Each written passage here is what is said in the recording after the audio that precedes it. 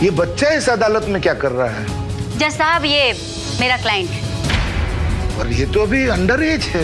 जनाब, ये सिर्फ उम्र से अंडर एज है, वरना इसकी करतूत निहायत ही घटिया, निर्लज और चरित्रहीन है। किसी छठे हुए अपराधी से कहीं बदतर। आप कौन? मैं इसका भागा बाप हूँ। एक बेटा अपने पिता पे मुकदमा करना चाहता है, वो भी अंडर एज? जज साहब, मेरे क्लाइंट दावा करते हैं कि उनके पिता विपुल जी उन्हें बड़ी ही बेरहमी से मारपीट करते हैं। सर, जब भी इन्हें पता चलता है सर मुझे बहुत मारता है सर, मुझे बहुत मारता है सर, चमड़े के बट्टे से मारता है, मैंने चमड़े सिलसिले। अरे मारू नहीं तो क्या करूं? तूने तन मन चरित्र सब गंदे नाली में डाल डाला। नहीं सर, मारता है सर, इन्हें अंदर डालिए सर। अरे आप लोग चुप हो जाइए। भाई, डिफेंस को कुछ कहना है? योर ऑनर, हमारी दलील है कि ये मार बहुत जरूरी है नकुल को बुरी आदत से बचाने के लिए। वकील साहब, एक बच्चे पर हाथ उठाना क्या इससे भी बड़ी कोई बुरी आदत हो सकती है? बार बार वो करना वो सिर्फ बुरी आदत नहीं है, बल्कि सरासर पाप है। जैसा वो मैं तो अपने मुंह से बोल भी नहीं पाऊंगा। आप लड़के के पिता के मुंह से खुद ही सुन लें।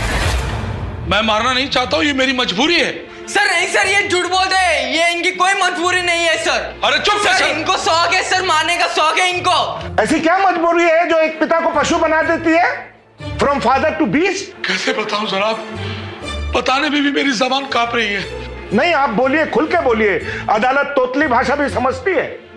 जनाब, जब भी मौका मिलता है ये हर बार जाकर बाथरूम में। क्या बाथरूम में? क्या जनाब, बाथरूम में जाकर हिलाता है। हिलाता है? यानी कि मास्टरबेशन, हस्तमैथुन।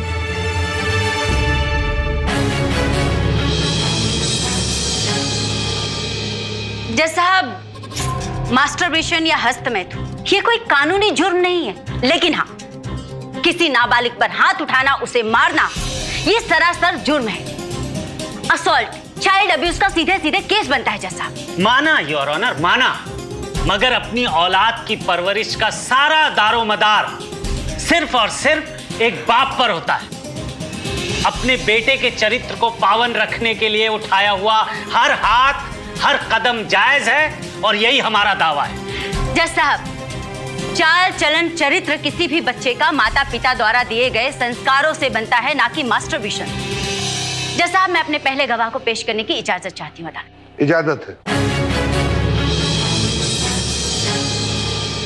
नमस्ते जज साहब। नमस्ते। फास्ट। डॉक्टर साहब, सबसे पहले तो आप अदालत को ये बताएं कि क्या मास्टरबेशन करना सेहत के लिए हानिकारक है? It is injurious to health. जी नहीं, मेडिकल साइंस ने सालों पहले यह सिद्ध किया है कि ये एक नॉर्मल चीज है। मेडिकल रिसर्च हमें यह बताता है कि लगभग 80% लोगों ने इसका एक बार तो तजुर्बा लिया ही है, फिर चाहे वो औरत हो या मर्द। That's all, Your Honor. अब ये अदालत को तय करना है कि अदालत किसी भी नॉर्मल और नेचुरल बात के लिए किसी को सजा का हकदार मानती है या नहीं।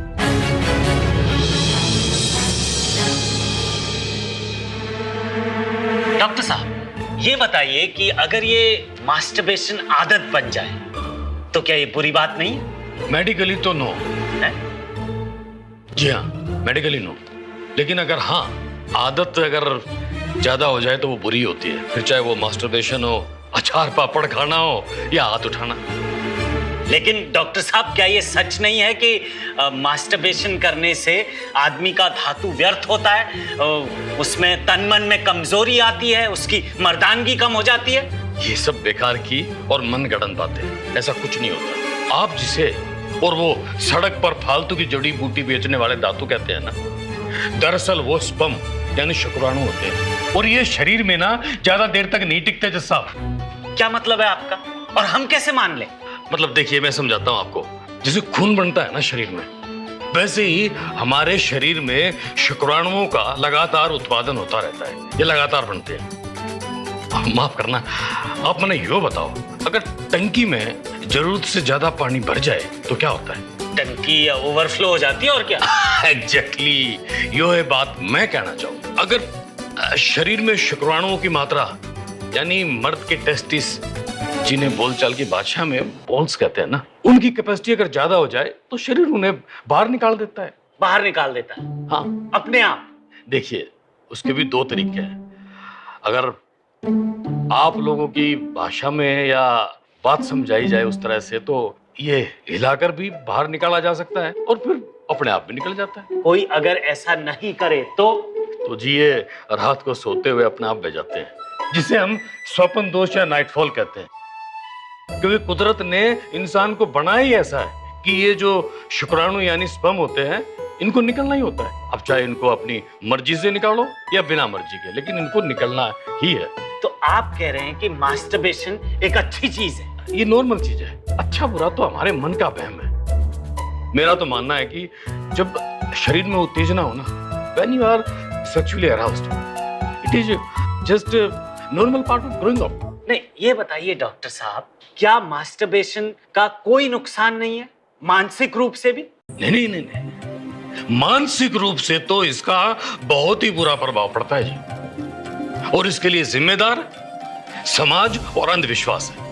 मतलब गिल्ट फील मतलब उसको दोषी ठहराना। अब एक बच्चा है बेचारा, मासूम सा, उसके शरीर का विकास हो रहा है, वो उसे समझना चाहता है, वो इस उलझन में फंसा है, और हम लोग जो हैं उसको सच्चाई बताते नहीं हैं। उसके मासूम से मन में ये कूड़ा कचरा भर देते हैं। जैसा मास्टरबेशन यानी हस्तमैथुन जब बच्चा करता है तो उसे कहा जाता है कि तेरे चेहरे पे पिंपल आ जाएंगे, तू अंधा हो जाएगा, शरीर कमजोर हो जाएगा, तू सेक्स करने लायक नहीं रहेगा, मतलब मर्दानगी कम हो जाएगी। ये सब ढकोसले हैं, माया जाल है, झूठ है, ये मन गढ़ंत कहानियां हैं। It's a social trap. अपने बच्चों को सच्चाई बताओ, उन्हें अंधेरे में मत धकेलो, उन्हें उजाले की तरफ लेके आओ। पिता बनो, दोस्त बनो उनके। हाँ, ठीक है डॉक्टर साहब, आप अपनी जगह पे बैठ सकते हैं। कुछ कहना है आपको? ये सारी बातें तो सबसे पहले हम पेरेंट्स को जानना चाहिए। अब हमें समझ में आया कि मैस्टरबेशन करने से यानी हस्त मैथुन करने से शरीर कमजोर नहीं होता, बल्कि बाप और बेटे का रिश्ता कमजोर हो जाता है। मैं अब आपके सामने वादा करता हूं जज साहब कि मैं अब हाथ से नहीं बात से काम लूंगा। अगर ऐसा है तो मेरा हाथ भी कम ही चलेगा। अदालत अपना फैसला सुनाने से पहले ये बात विपुल जी से और दुनिया के हर बाप से पूछना चाहती है। क्या अपने दिल पे वो हाथ रख के कह सकते हैं कि उन्होंने कभी ये काम नहीं किया, कभी नहीं हिलाया, कभी मास्टरबेशन नहीं की? Case dismiss. एक मिनट जज साहब, एक मिनट। अब क्या है? एक सेल्फी हो जाए? क्यों नहीं?